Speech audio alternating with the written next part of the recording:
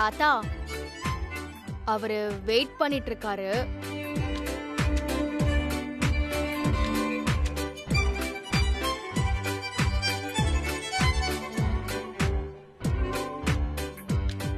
ஏஜய், அந்த பிளேட்லாம் க்ளீன் பண்ணுங்க. Okay madam. சரி சரி, இதை நான் சாப்பிட்டு முடிக்கிறதுக்குள்ள நீ போய் சொல்லி கொடுத்துட்டு சீக்கிரம் வந்துரு. அத்தை, அதான் சென்ட்ரல் கவர்மெண்ட் உத்தரவு கொடுத்துருச்சுல்ல, அப்புறம் என்ன, கிளம்புங்க. வாங்க. கொடுங்க, போங்க போங்க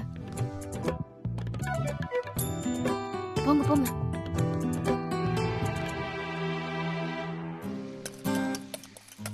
ஒரு நிமிஷம் சார். சார், இவங்க தான் லட்சுமி மேடம். வணக்கம். வணக்கம் மேடம். வணக்கங்க. பாத்தீங்களா, இது பரங்கிக்காய் கேக். எனக்காக ஸ்பெஷலா இவங்களே செஞ்சு கொண்டு வந்தது. நான் சாப்பிட்டு அப்படியே அசந்து போயிட்டேன். இவங்களுக்கு தெரிஞ்ச ரகசியத்தை இன்னைக்கு நமக்கு கத்துத்தர ஒத்துக்கிட்டாங்க. என்னோட சேர்ந்து நீங்க எல்லாரும் கவனமா கேட்டுக்கங்க, கவனமா பாத்துக்கங்க. ஓகே? ஏய், அந்த ஏப்ரல் கொண்டு வா. சரிங்க சார்.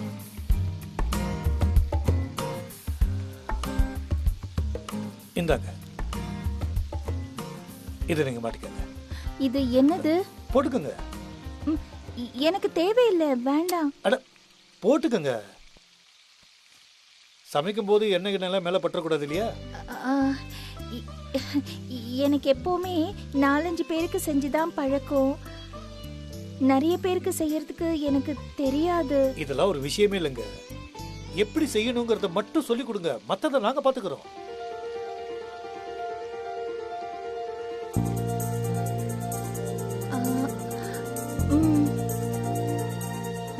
முதல்ல பரங்கிக்காயே எடுத்துக்கணும். அதோட தோலை சீவிட்டு துண்டு துண்டா கட் பண்ணிக்கணும்.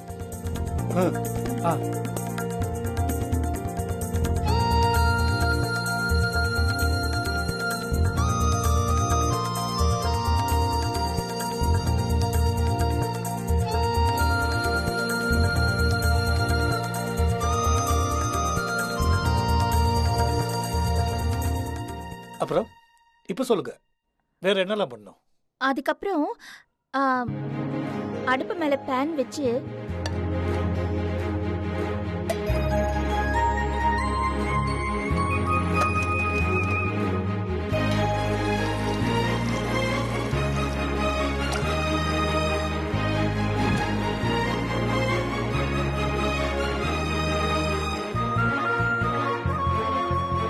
அந்த ட்ரெஸ்ஸை போட்டுக்கோங்க.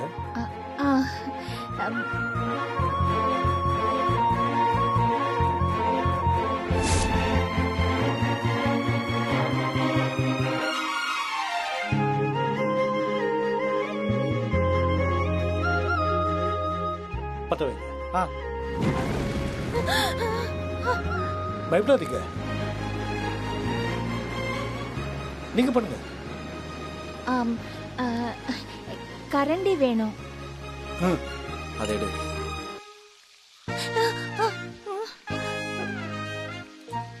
பெருசா இருக்கு. பரவாயில்ல.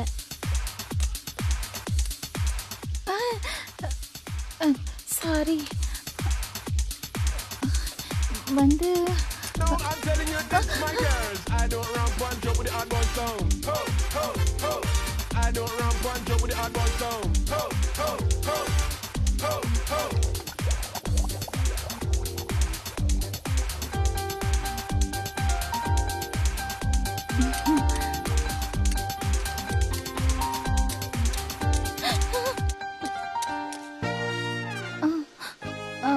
கொடுங்க.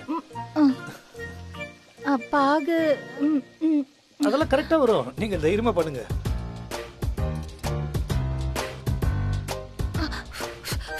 பாத்துக்க. ஐயோ, பாத்துன்றேன்ல.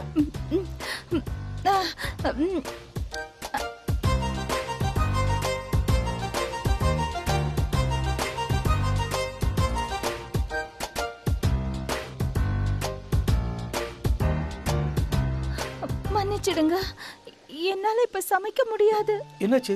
நல்லா தானே இருக்கீங்க? இல்ல, எனக்கு செய்ய வரல. எனக்கு பதட்டமா இருக்கு. என்னங்க நீங்க? நானே அசந்து போற அளவுக்கு ஸ்வீட் கேக் எல்லாம் பண்ணி கொடுத்துருக்கீங்க. இப்ப போய் செய்ய வரலன்னு சொன்னா என்ன அர்த்தம்? இல்லங்க, நிஜமாவே எனக்கு செய்ய வராது. ஐயோ, தயவு செஞ்சு என்ன தப்பா நினைச்சுக்காதீங்க. என்ன விட்டுருங்க, நான் போறேன். ஐயோ, ஏங்க? டேய் சந்தோஷ், என்னடா பண்றா உங்க அம்மா? வீட்டுக்கு போகணுங்கிற நினைப்பு கொஞ்சம் கூட இல்லையா? கொஞ்சம் வெயிட் பண்ணுங்க தாத்தா. அம்மா அனாவசியமா டிலே பண்ண மாட்டாங்க. வேலை முடிஞ்சா வந்துருவாங்க. என்னத்த வேலை முடியறது? அவ இந்த ஹோட்டல்ல சம்பளத்துக்கா வேலை பார்க்கறா? இங்க பாரு, இப்போ உங்க அம்மாவை நீ கூப்பிட போறியா இல்ல நான் பாட்டு கிளம்பி போகவா? கூல் கூல் கூல் தாத்தா, நீங்க இருங்க, நான் போய் அத்தை என்னன்னு பாத்துட்டு வந்துடுறேன். வரேன், இரு. சந்தோஷ், வெயிட் சீக்கிரமா பண்ணு, வா. நான் வந்துடுறேன். இப்போ வந்துருவாங்க தாத்தா. கொஞ்சம் வெயிட் பண்ணுங்க, அதை சாப்பிடுங்க.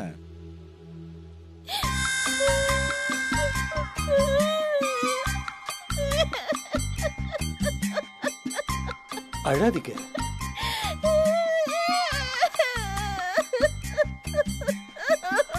ஐயோ, எதுக்கு இப்படி அழுதுட்டு இருக்கீங்க? இப்ப செய்யலன்னா பரவாயில்ல, விடுங்க, இன்னொரு நாள் செஞ்சுக்கலாம்.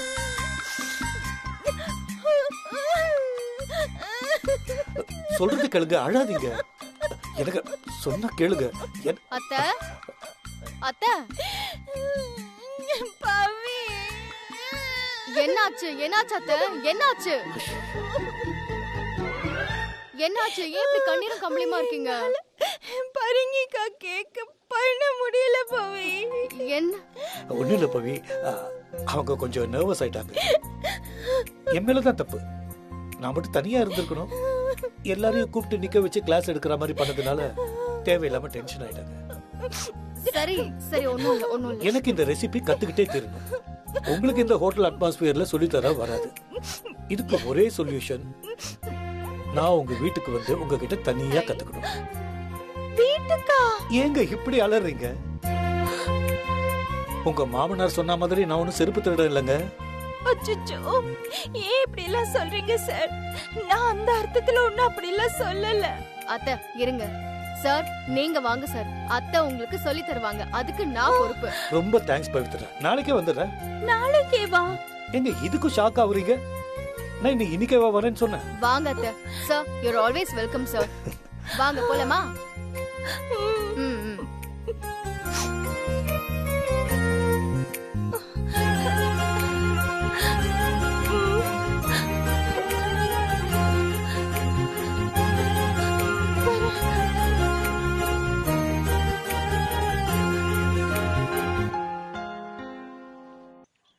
அப்பா, உங்களுக்கு சாப்பாடு பிடிச்சிருந்ததா?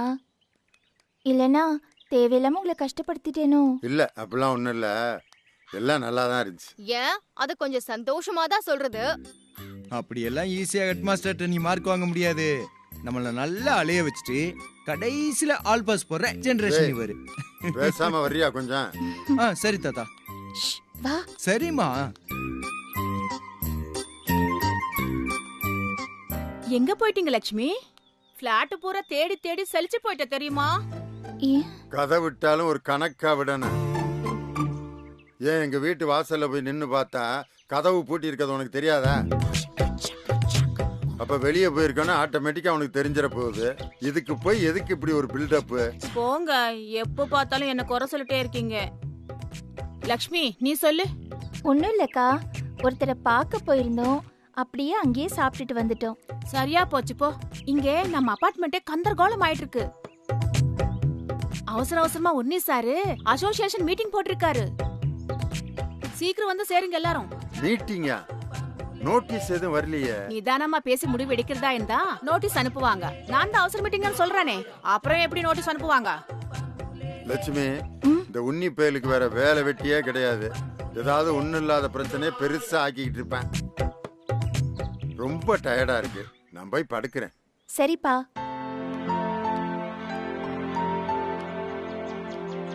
குட்டி, நான் மீட்டிங்க்கு வந்து என்ன பண்ண போறேன்? நானும் அப்பா கூட வீட்டுக்கு போறேன். நீங்க ரெண்டு பேரும் தலை காமிச்சிட்டு வந்துருங்க. சரி. அம்மா, நானா? ஏண்டா, வீட்டுக்கு நீ தானே ஒரே புள்ள, இந்த மாதிரி சின்ன ஹெல்ப் கூட பண்ண மாட்டியா? அத்தை நீங்க போங்க அத்தை, நான் கூட்டிட்டு வரேன். ம் சரி. சரி வா. அக்கா அவங்க வருவாங்க பாத்துக்கோங்க. சரி. பவி ரொம்ப டயர்டா இருக்கு பவி, எனக்கும் போய் ரெஸ்ட் எடுத்தா தேவலாம் போல இருக்கு. தாத்தா ரிட்டையர்ட் ஆன மனுஷன், அவருக்கு 65 வயசு. நீ யூத் தானே, ம், கொஞ்சமாவது வயசுக்கு மரியாதை கொடுடா. அப்படி சொல்லு பவித்ரா. ம் சரி. இதோ பாருங்க சண்முக சுந்தரம் சார், நான் சொல்றது உங்களுக்கு கொஞ்சம் கஷ்டமா தான் இருக்கும். என்னடா இவன் நம்ம குடும்ப விஷயத்துல தேவையே இல்லாம தலையிடுறானேன்னு தோணத்தான் செய்யும்.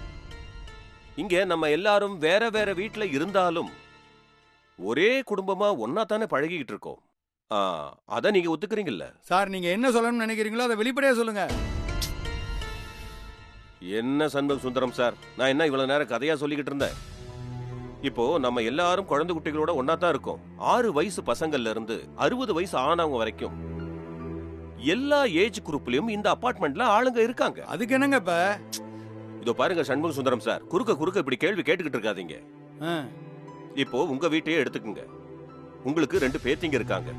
அதுல ஒரு பொண்ணு இப்பதான் வயசுக்கு வந்திருக்காங்க. படிக்கிற பசங்க ஒரு 20-30 பேர் இருக்கிற இடத்துல இப்ப நீங்க கீதாவுக்கு கல்யாணம் பண்ணி வைக்கிறீங்கன்னு சொன்னா கேட்கவே ரொம்ப கேவலமா இருக்கு. நல்லா இல்லையே? இதை எப்படி நீங்க செய்வீங்க?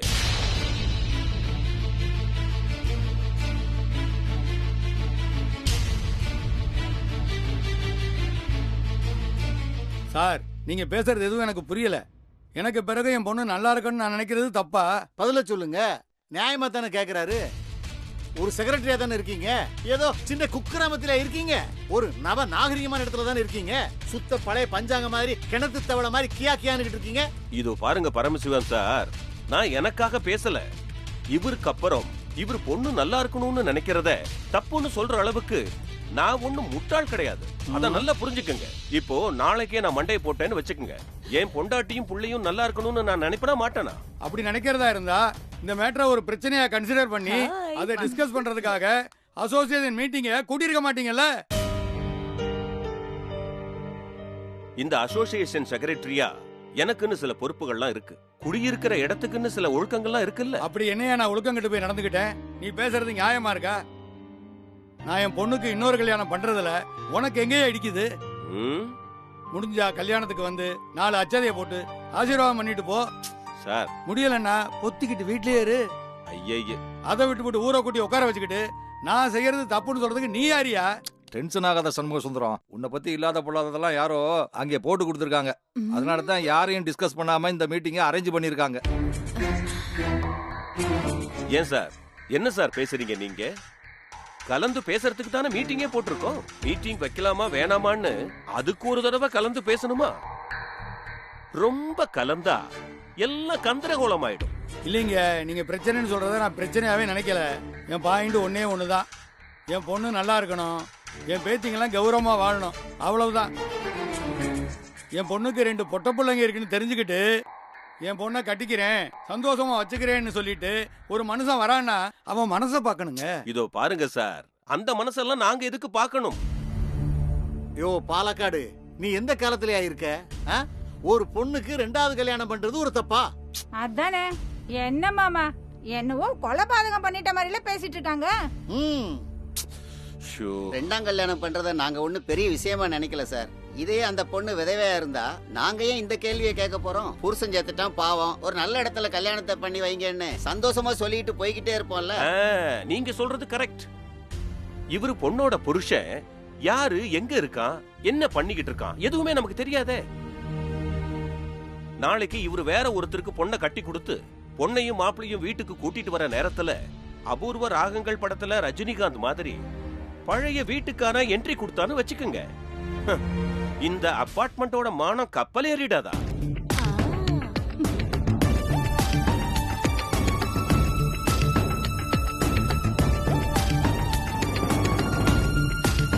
ரொம்ப தப்பா பேசுறீங்க சார். என்ன பேசுனாங்க? அவர் பொண்ணு நல்லா இருக்கணும்னு நினைச்சு அவர் கல்யாணம் பண்ணி வைக்க முடிவு பண்ணிருக்காரு. இது அவங்களோட வாழ்க்கை சம்பந்தப்பட்ட விஷயம். இதுக்கு இங்க இப்படி ஒரு இஷ்யூ ஆக்குறது ரொம்ப கேவலமா இருக்கு. ஏய் பவித்ரா, எதுக்கு தேவையில்லாத விஷயத்துல மூக்க நுழைக்கிற? நீ சும்மா இரு சந்தோஷ். தான் பொண்ணுக்கு இன்னொரு கல்யாணம் பண்ணணும்னு அவர் நினைக்கிறாருன்னா அவங்க புருஷனால பிரச்சனை வருமா வராதான்னு அவருக்கு தெரியாதா? யாருக்கு தெரியும்? அவங்களுக்கு டைவர்ஸ் ஆயிருக்கலாம், இல்லனா அவர் காணாம எங்கயாவது போயிருக்கலாம். முக்கியா ஒரு ரீசன் சொல்லி இவங்க பேசுறாங்கன்னா ஆமா ஜமீன் தலையாட்டிட்டு இருக்க சொல்றியா? ப்ளீஸ் பவி, கொஞ்சம் அமைதியா இரு. இதெல்லாம் நமக்கு சம்பந்தம் இல்லாத விஷயம் பவித்ரா. ஏன் சும்மா பேசிட்டு இருக்க? சம்பந்தம் இல்லாத விஷயத்த பேசதான் இந்த மீட்டிங்கே போட்டிருக்காங்க. நீ முதல்ல அதை புரிஞ்சுக்கோ. எது சம்பந்தம் இல்லாத விஷயம்? இது நம்ம எல்லாருக்கும் சம்பந்தப்பட்ட விஷயம்தான். சண்முக சுந்தரம் சாரோ இல்ல அவரோட டாக்டரோ டெய்லியும் நம்ம எல்லாரோட கண் பார்வையிலையும் படுறவங்க தானே. அந்த அம்மா இங்க குடியிருக்கிற இந்த அபார்ட்மெண்ட்ல இருக்கிற எல்லாருக்கும் தெரிஞ்சவங்க. அவங்க பொண்ணு நேத்து வரைக்கும் அவங்க அப்பா பேர் என்னன்னு கேட்டிருந்தா வேற ஏதாவது பேர் சொல்லிருப்பாங்க. நாளையில இருந்து இன்னொரு பேரை சொல்லுவாங்களா என்ன? அப்படி கேளுங்கம்மா. ஹலோ, அது அவங்க பிரச்சனைங்க. யாரு பேர் சொல்லணும்னு அது அவங்க பாத்துப்பாங்க. அவங்க அம்மா அவங்கள கைட் பண்ணுவாங்க. நீங்க என்ன அவங்க 2 பேரையும் தூக்கி வளர்த்தீங்களா, இல்ல கூப்பிட்டு வச்சு ஒருவேளை சாப்பாடு தான் போட்டீங்களா? நல்லா கேளுமா. என் மருமகளை இப்படி வெடுக்கு வெடுக்குன்னு கேள்வி கேட்க துப்பு இல்லாம தான் நான் அப்படி தோண்டு போய் கிடக்குறேன். എന്താ പറഞ്ഞത്? எனக்கு சரியா கேட்கல. ஒண்ணும் இல்லம்மா, நான் எதுவும் சொல்லல. வேலையை பாரு. ஓ, ஏ பவித்ரா, இப்ப நீ என்னதான் சொல்ல வர? சண்முக சுந்தரம் சாரு அவர் பொண்ணுக்கு இன்னொரு கல்யாணம் பண்ணி வைக்கிறது நல்ல விஷயம் சொல்ல வரியா? இதுல என்ன டவுட் உங்களுக்கு? இங்க குடியிருக்கிற மத்த எல்லாருமே புருஷன் பொண்டாட்டியோட சந்தோஷமா தான் இருக்காங்க. அவங்க மட்டும் இப்படி ஒண்டிக்கட்டையா கஷ்டப்படணும்னு நீங்க சட்டம் போடுறீங்க. பவித்ரா, தயவு செஞ்சு என் பேச்ச கேளு. எதுக்கு நீ தேவையில்லாத விஷயத்துல மூக்க நுழைக்கிற? சந்தோஷ், தேவையான விஷயத்த தேவையான ஆளுங்க கிட்ட தேவையான டைம்ல கரெக்டா பேசிட்டு இருக்கேன். நம்ம எந்த உலகத்துல வாழ்ந்துட்டு இருக்கோம்? 21st செஞ்சுரியில. 2ஆம் கல்யாணத்தை இப்படி தப்புன்னு பேசுறதெல்லாம் எவ்வளவு பெரிய கேவலமான விஷயம் தெரியுமா? ஹலோ ஹலோ ஹலோ, எந்த சம்சாரிச்சு கொண்டிருக்கீங்க? 2வது கல்யாணம் தப்புன்னு இங்க யாரும் சொல்லல. முதல் புருஷன் ஒருத்தன் எங்கேயோ இருக்கான்ல, அவனோட சம்மதத்தோட தான் இது நடக்குதான்னு நான் கேக்குறேன், அவ்வளவுதான். ஆய முடியா? என்னையா தெரியும் உனக்கு அவ புருஷனை பத்தி? வாழ்க்கை பூரா கதறிக்கிட்டு தான் என் பொண்ணு. சரி, டென்ஷன் ஆகாத சண்முகம், கொஞ்சம் அமைதியா இருப்பா. எப்படி பேசுறாங்க பாருங்க பரமசிவம். என் பொண்ணு வாழ்க்கையில ஒரு நாள் கூட சந்தோஷமா இருந்தது இல்ல. ஆமாமா, ஒரு நாள் கூட சந்தோஷமா இல்லாம தான் 2 குழந்தைகளை பெத்துக்கிட்டாங்களாமா. What nonsense! என்ன பேச்சுதெல்லாம்? நீங்களா படிச்சவங்க தானே? 4 பேர் கூடி இருக்கிற சபையில எப்படி பேசணும்னு கூடவா தெரியாது? நாகரிகமா ட்ரெஸ் பண்ணிக்கிட்டு, ஹேண்ட்பேக் எடுத்துக்கிட்டு, ஹை ஹீல்ஸ் போட்டுக்கிட்டு, ஸ்டைலா நடந்து வந்து கால் மேல கால் போட்டு உட்கார்ந்தா மட்டும் பத்தாது. கொஞ்சமாவது நாகரிகமா பேச தெரிஞ்சுக்கோங்க. ஏய் பவித்ரா, ப்ளீஸ் ஸ்டாப் இட். திருப்பி எதுக்காக நீ இதுல தலையிட்டு இருக்க? என்னால இந்த அபத்தத்தெல்லாம் சகிச்சிட்டு இருக்க முடியாது சந்தோஷ். எது அபத்தம்? அவங்க கரெக்டா தான் பேசிட்டு இருக்காங்க. என்ன சந்தோஷ், நீயா இப்படி பேசுற? புருஷன் இல்லாத பொண்ணுக்கு இன்னொரு கல்யாணம் பண்றது தப்புன்னு நினைக்கிறியா? அது தப்பா சரியாங்கிற பேச்சுக்கு நான் போக விரும்பல. ஆனா புருஷன் இல்லாம வாழ முடியாதுன்னு மட்டும் நீ சொல்லாத. ஏன், எனக்கு அப்பா இல்ல? எங்க அப்பா செத்து போனதுக்கு அப்புறம் இத்தனை வருஷம் தனி ஆளா இருந்து எங்க அம்மா என்ன வளர்த்து ஆளாக்கல? Santhosh, stop it. எல்லாரோட வாழ்க்கையும் ஒரே மாதிரி இருக்காது. ஒவ்வொருத்தரோட விருப்பமும் வேற மாதிரி, ஒவ்வொருத்தரோட தேவையும் வேற வேற, ஒவ்வொருத்தருக்கும் கடவுள் கொடுக்கிற கஷ்டமும் வேற வேற. அவர் பொண்ணுக்கு எதை செய்யணும்னு தோணுதோ அதை அவர் செஞ்சுட்டு போகட்டும். அத கேக்குறதுக்கு இவங்களுக்குலாம் என்ன ரைட்ஸ் இருக்கு? யாருக்கு என்ன ரைட்ஸ் இருக்குங்கறத அவங்களே பேசி முடிவு பண்ணட்டும். ஆனா நீ இந்த விஷயத்துல தலையிட வேணாம்னு ஆஸ் a ஹஸ்பண்டா நான் நினைக்கிறேன். என் வார்த்தைக்கு நீ மதிப்பு கொடுப்பியா மாட்டியா? நீ மதிப்பு கொடுக்கலைனாலும் பரவாயில்ல. இனிமே உன் கருத்து கன்றாவில அந்த கூட்டத்துக்கு தேவையில்ல. எந்திரிச்சு வா போலாம். வா போலாம். இரு சந்தோஷ், சொன்னா கேளு. வாங்குறல. தயவு செஞ்சு கைய விடு. ஸ்டாப். விடு. வா போலாம். ஏய் விடு சந்தோஷ், விடு. போலாம். வா.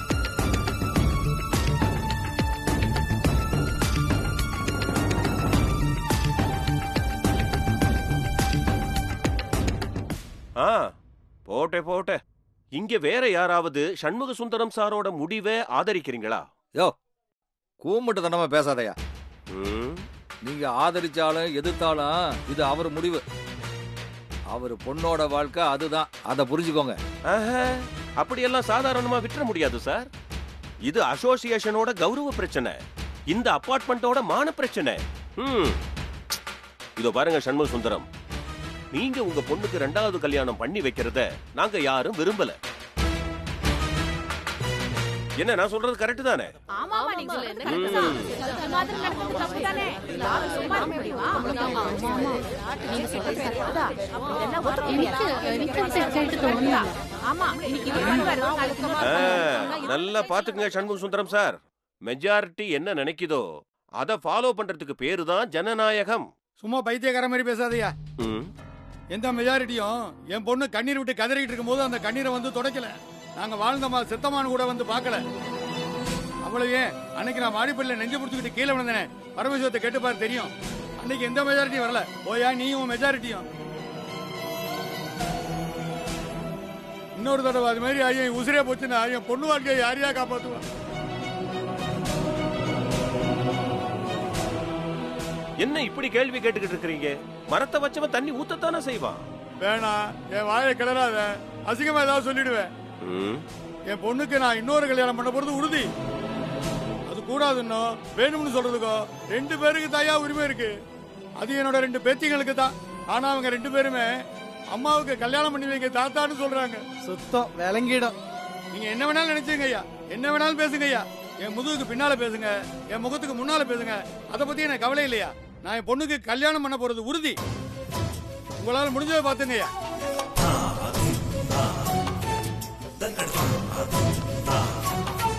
That